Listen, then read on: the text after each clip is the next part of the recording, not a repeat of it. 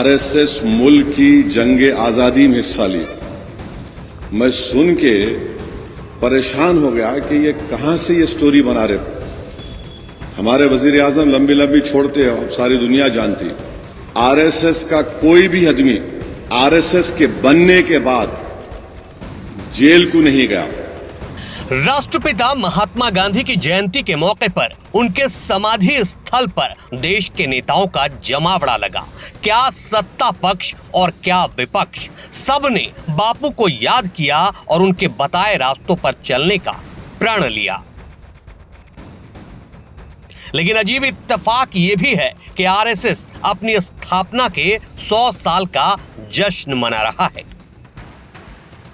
ऐसे में AIMIM chief सांसद असदुद्दीन ओवैसी ने भारत की आजादी में आरएसएस की भूमिका पर पीएम मोदी के बयान की आलोचना की है। एआईएमआईएम चीफ ने स्वतंत्रता आंदोलन में आरएसएस के योगदान पर भी सवाल उठाए। असदुद्दीन ओवैसी ने कहा, मैं इस दावे से हैरान था कि आरएसएस ने भारत के स्वतंत्रता संग्राम में भाग लिया था। तीसरी बात यह है कि आज वजीर आजम ने कहा अपने तकरीर में कि आरएसएस मुल्क की जंग आज़ादी में हिस्सा ली। मैं सुन के परेशान हो गया कि ये कहां से ये स्टोरी बना रहे। हमारे वजीर आजम लंबी लंबी छोड़ते हैं, अब सारी दुनिया जानती। मगर ये बोलना वजीर आजम का कि आरएसएस मुल्क की आज़ादी में हिस्सा लिया, तो मेरे को थोड़ा पढ़ने का शौक है। अगर मुझे नहीं मालूम तो जिनके पास इल्म है उनको तंग करता हूं मैं। तो मालूम यह हुआ कि आरएसएस का एक भी आदमी मुल्क की आजादी में अपनी जान नहीं गंवाया, एक भी आदमी। अगर नाम है तो बता दो हमको। आरएसएस का कोई भी आदमी आरएसएस के बनने के बाद जेल को नहीं गया। एआईएमआईएम सांसद ने पीएम मोदी के उस दावे को भी खारिज किया जिसमें उन्होंने कहा था कि आरएसएस ने भारत छोड़ो आंदोलन और दूसरे स्वतंत्रता अभियानों के दौरान महत्वपूर्ण भूमिका निभाई थी। ओवैसी ने कहा, आरएसएस के संस्थापक हेडगेवार संघ के गठन से पहले कांग्रेस के सदस्य थे। 1930 में दांडी मार्च जैसे कार्यक्रमों में उनकी भागीदारी का उद्देश्य स्वतंत्रता संग्राम में वास्तविक भागीदारी के बजाय दूसरों को आरएसएस में शामिल होने के लिए प्रोत्साहित करना था।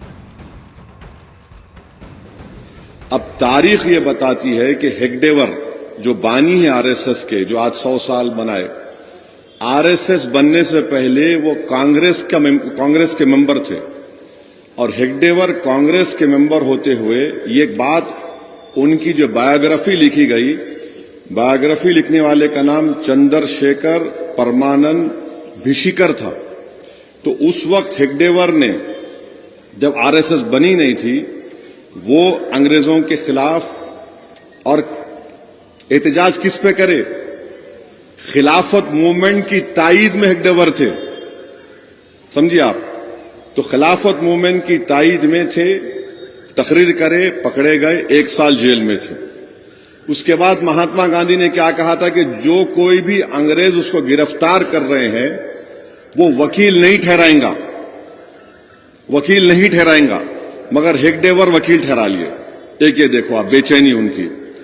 दूसरा, जो डंडी मार्च हम बोलते, जो नमक का जो तारीख में आया 1930 में, उस वक्त हेगडेवर जेल को गए और जेल में उन्हीं की चंद्रशेखर परमानंद भिशिकर की किताब में वो लिख रहे कि हेगडेवर उसमें इसलिए हिस्सा लिए ताकि वो लोग जो जंग आजादी में हिस्सा ले रहे थे उनको आरएसएस में शामिल कर ले। मकसद ये नहीं था, मकसद ये था कि आरएसएस में शामिल करना इनको। तीसरा, आप देखिए कि क्विट इंडिया मूवमेंट हुआ 1942 में। 1942 में क्विट इंडिया मूवमेंट हुआ। उसमें प्राइम मिनिस्टर बोलते चिमूर मूवमेंट। भाई उसमें तो कई वॉलंटियर थे। आप कैसा उसमें, माने आप उंगली काट के भी शहीदों में शामिल नहीं हो सकते। वहां भी एक प्रधानमंत्री लंबी दे दिए।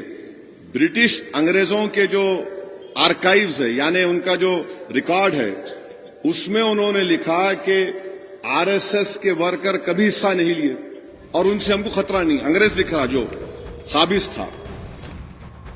असदुद्दीन ओवैसी ने महात्मा गांधी की जन्म जयंती पर उनके बलिदान को याद करते हुए अपने ऑफिशियल एक्स हैंडल से एक वीडियो भी जारी किया है, जिसमें देश में व्याप्त उस मानसिकता पर गहरी चिंता जताई है जिसने गांधी की हत्या को जन्म दिया था। वीडियो में ओवैसी ने कहा कि गांधी के हत्यारों की विचारधारा आज भी भारत में जीवित है और इसे खत्म करने की जरूरत है।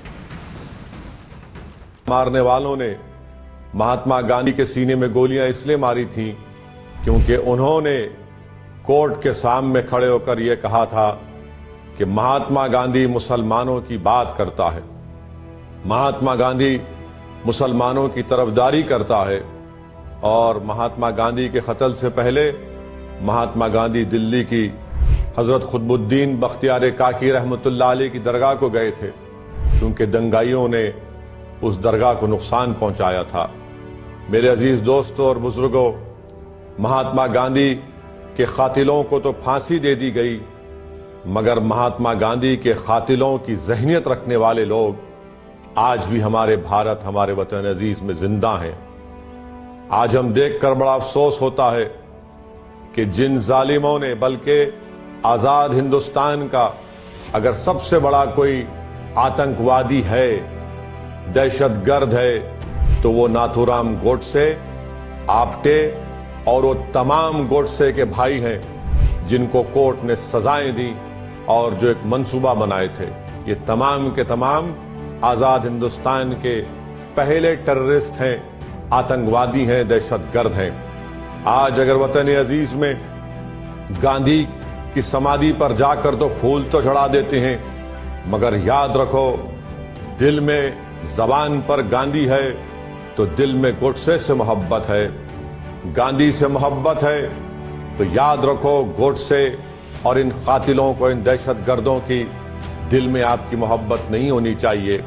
मेरे अजीज दोस्तों और बुजुर्गों, गांधी को मारने वाले फांसी के फंदे पर तो उनको लटका दिया गया, मगर उनकी उस ऐसी सोच, वो गंदी सोच आज हमारे वतन अजीज में पैदा हो चुकी है। हम देखते हैं कि खुलेआम गांधी के कातिलों को फूल माला चढ़ाई जाती है, उनके नाम के साथ नारे लगाए जाते हैं।